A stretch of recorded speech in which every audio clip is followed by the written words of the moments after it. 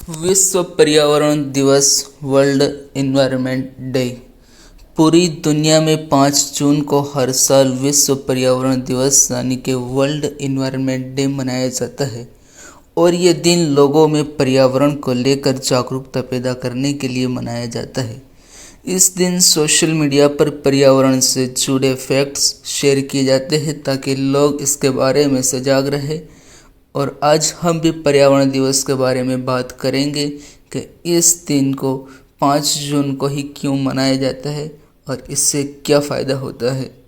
अगर आप भारत के किसी बड़े शहर में रहते हैं तो आप जानते होंगे कि यहाँ रह रहे लोग हर साल बढ़ते तापमान और प्रदूषण के बीच किस तरह जी रहे हैं। ये हाल सिर्फ दिल्ली, मुंबई, अहमदाबाद, बेंगलोर जैसे शहरों का नहीं बल्कि पूरी दुनिया का है। आज तेज़ी से बढ़ता तापमान और प्रदूषण इंसानों के साथ साथ पृथ्वी पर रह रहे सभी जीवों के लिए बढ़ता खतरा है। यही वजह है कि कई जीव जंतु विलुप्त हो रहे हैं। साथ ही लोग भी सांस के लिए जुड़े कई तरह रोगों से लेकर कई गंभीर बीमारियों की चपेट में भी आ रहे हैं। यह सब सिर्फ पर्यावरण में बदलाव और इसको पहुंचते हुए नुकसान की वजह से है। हम खुद अपने पर्यावरण का ख्याल नहीं रख रहे और यही वजह है कि धीरे धीरे हमारी ज़िंदगी मुश्किल होती जा रही है। और इसीलिए पर्यावरण के प्रति लोगों को जागरूक करना ज़रूरी है।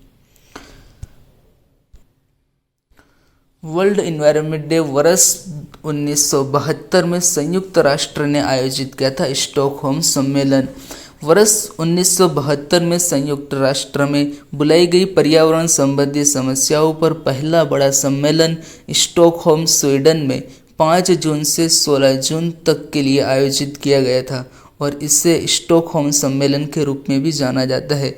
बाद में उसी वर्ष 15 दिसंबर को महासभा ने एक रिजोल्यूशन के तहत 5 जून को विश्व पर्यावरण दिवस के रूप में अपनाया।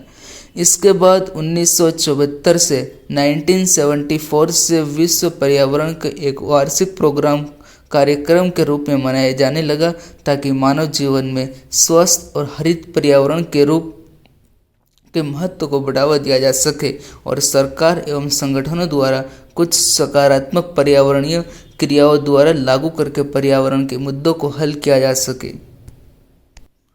स्टॉकहोम सम्मेलन में 119 देश शामिल थे और उससे पहले पर्यावरण दिवस पर भारत के पूर्व प्रधानमंत्री इंदिरा गांधी ने भारत की प्रकृति और पर्यावरण के प्रति चिंताओं को जाहिर किया था।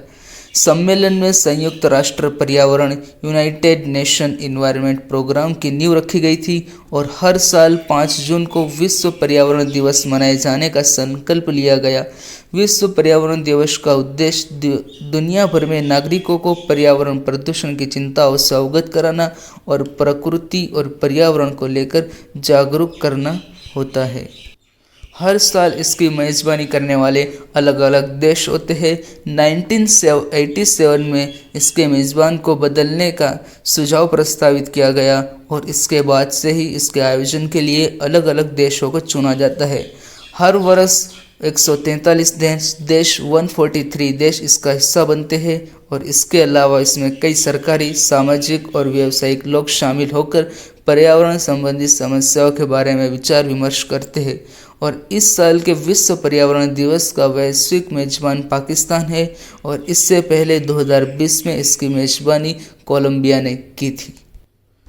हर साल विश्व पर्यावरण दिवस के लिए एक थीम रखी जाती है और इस साल की थीम है पारिस्थितिकी तंत्र की कहानी बहाली, यानी कि इकोसिस्टम रिस्टोरेशन है। पारिस्थितिकी तंत्र की बहाली कई तरह से की जा सकती है, जैसे शहर गांव को हरा भरा रखना, पेड़ लगाना, जगह जगह बगीचों को बनाना, नदी और समुद्र की सफाई करना आदि। पर्यावरण से ही हम हैं और हर किसी को एक पर्यावरण के लिए काम करना चाहिए। आखिर मानवता का अस्तित्व प्रकृति पर ही निर्भर करता है और प्रकृति को बचाने के लिए सिर्फ एक अकेला व्यक्ति काफ़ी नहीं है। इसलिए हम सभी को एक साथ आना चाहिए और समय रहते एक स्वस्थ और सुरक्षित पर्यावरण के लिए काम करना चाहिए, जिससे आने वाली पीढ़ी तक सही पर्यावरण और उसके एक फ़ायदे पहुंच सके। अगर हमारे देश की बात की जाए तो भारत उन कुछ देशों में से एक है कि जिनके संविधानों में पर्यावरण का विशेष उल्लेख है। पर्यावरण संरक्षण में न्यायपालिका ने भी एक महत्वपूर्ण भूमिका निभाई है। इसके प्रयासों से स्वच्छ पर्यावरण मौलिक अधिकार का एक महत्वपूर्ण अंग बन गया है। भारत ने पर्यावरणीय कानूनों को व्यापक निर्माण किया है तथा हमारी नीतियाँ पर्यावरण संरक्षण में भारत की पहल को दर्शाती है।